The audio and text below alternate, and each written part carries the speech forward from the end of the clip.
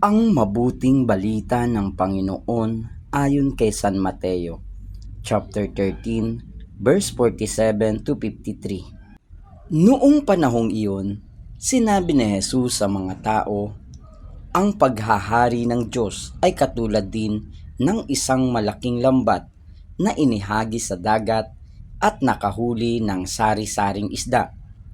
Nang mapuno ay hinila ito sa pangpang at naupo ang mga tao upang pagbukod-bukurin ang mga isda. Tinipon nila sa mga sisidlan ang mabubuti, ngunit itinapon ang mga walang kwenta. Gayon din ang mangyayari sa katapusan ng daigdig.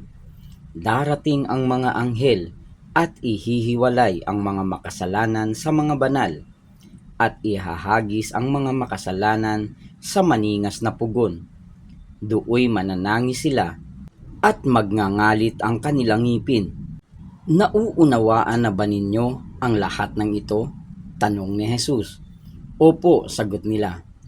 At sinabi niya sa kanila, kaya nga ang bawat iskriba na kumikilala sa paghahari ng Diyos ay tulad ng isang puno ng sambahayan na kumukuha ng mga bagay na bago at luma sa kanyang taguan.